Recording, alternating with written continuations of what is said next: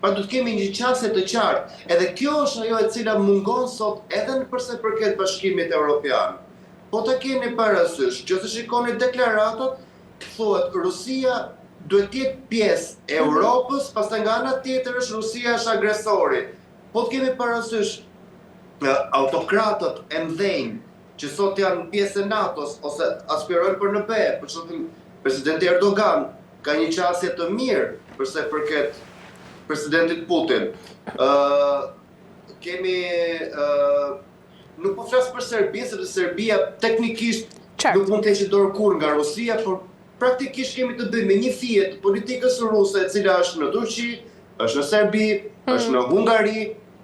Pra, ne do të ndajmë mendjen, këta këtu janë armiq apo do ulemi në negociata dhe të quajmë pjesë integrale për një zhvillim të qëndrueshëm afatgjatë. Do të kuptuar kjo gjë. Prandaj nuk mund të lutemi me dy standarde. Ose do bashkëpunojmë ose do luftojmë. Nuk mund të hecet më jo po këtej, jo po andej. Po të shikoni, Gjermania është shumë e qartë përse përket këtij lloji perceptimi. Gjermanët e kanë perceptuar, ne jemi të gatshëm për të hyrë në konflikt me Rusinë.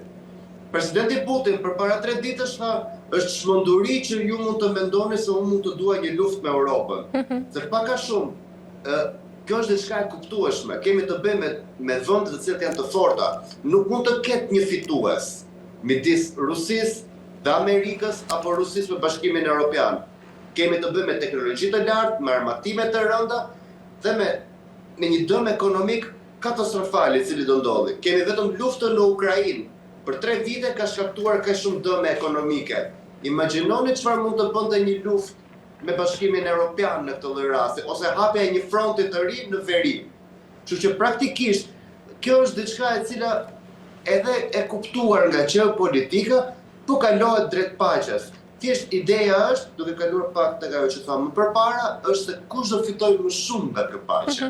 Sigurisht, por re nga ana tjetër, nëse kjo qasje do të dështonte pasojat e dim që nuk do të ishin thjesht diplomatike. Pra, cili do të ishte çmimi konkret i një llogaritje të gabuar ndoshta për Ukrainën, për sigurinë europiane, por edhe për vetë Macronin politikisht?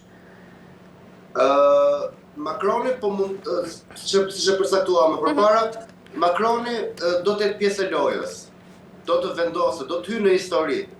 Se ideja është edhe kush do hyjë në histori në përfundim të konfliktit. Kush do të heroj, kush do të armiku, kush do vendosi paqen. Macroni, Franca në këtë lloj rasti, absolutisht dëshiron të futet për 2 arsye. E para për të vendosur një lloj tipologjie përse përket skakjerës botërore të gjeopolitikës që jam edhe unë këtu. Edhe rasti i dytë, presidenti Macron gjithmonë ka qenë një nga mbështetësit kryesor përsa i përket Slava Ukraini, Ukrainës së lirë dhe në këtë rast edhe ndaj presidentit Zelenski. Dhe nuk mund ta lejoj që të shkojë i gjithë ky investim dëm. Prandaj është një vendosje e qartë politikisht edhe ushtarakisht e Francës përsa i përket ruajtjes së territorit integral të Ukrainës. Dështimi i vetëm në këtë rast ka qenë për faktin sepse Rusia ka arritur të mbajë gjeopolitikisht tensionin dhe presionin në mënyrë perfekte.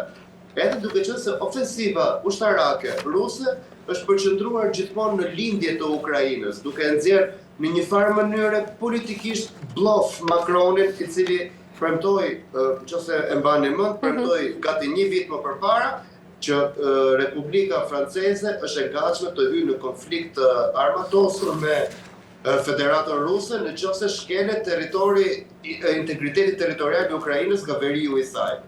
Prandaj pak a shumë, nëse do vazhdojmë pikërisht në këtë lloj mënyre mendimi, do të kemi parasysh faktin që thjesht jemi në momentin e paqes, jemi gati për të arritur paqen, jemi shumë afër arritjes së paqes dhe po mundohet gjithsecili të marrë një pjesë të lavdisë nga vendosja e paqes së re në Ukrainë. Qartë. Mirë, Rei, dhe për të mbyllur pyetja e fundit, sepse jemi në limitin e kohës, në të gjitha analizat politike është përdorur shpesh edhe metafora e ruletës ruse, për vendime ndoshta me rrezik ekstrem. Apo luan ndoshta edhe presidenti francez Emmanuel Macron një lojë me probabilitet të lartë humbje, por për unitetin evropian dhe nga ana tjetër a mos ndoshta po rrezikon sepse alternativa është edhe më rrezikshme se kaq. Ok, ke shumë e drejtë, nëse do të flasim për Francën si integritet politik, do të kuptojmë që figura e Macronit në Francë nuk është për figura e një Macronit të dashur nga populli, apo e një presidenti i cili po e çon vendin në periudhën e tij më të lavdishme. Kemi 3 kryeministra që japin dorëheqjen në Francë përpara asamblesë. Pse? Sepse nuk e duan më Macron. Ka protesta në Francë përse përket Macronit. Ka protesta përse përket qasjes së tij. Franca tashmë po kërkon një lloj ndryshimi në politikën e saj. Ajo çfarë ngjelet Macronit për të luajtur është vetëm të luajë rolin e eurocentristit. Pra të luajë ato të bashkimit evropian, sepse marrëdhëniet në brenda Francës Macronit nuk e duan. Kemi çaste kur nuk e do vetë politika, më pas të kalojë çështja popullore, se sa e duan apo jo. Macronit i kërkohet dorëheqja, Macronit nuk e jep dorëheqje. Pra mënyra e vetë se si mund të luajë presidenti Macron në këto raste, pa pasur gjë personale me individin, thjesht duke bërë një lloj analize të çfarë po ndodh. Je një person i padëshirueshëm. Do të politika franceze nuk të do. Okej, e ke mandatin legjitim, po ke shumë pak kënaqësi. Macroni refuzon të japi pushtetin, refuzon të bezjet të parakoshme, refuzon të kalojë dhe në një test legitimiteti. Se jemi dakord, në momenti kur nuk e do politika, vendoset vetë në provë, a do populli apo jo.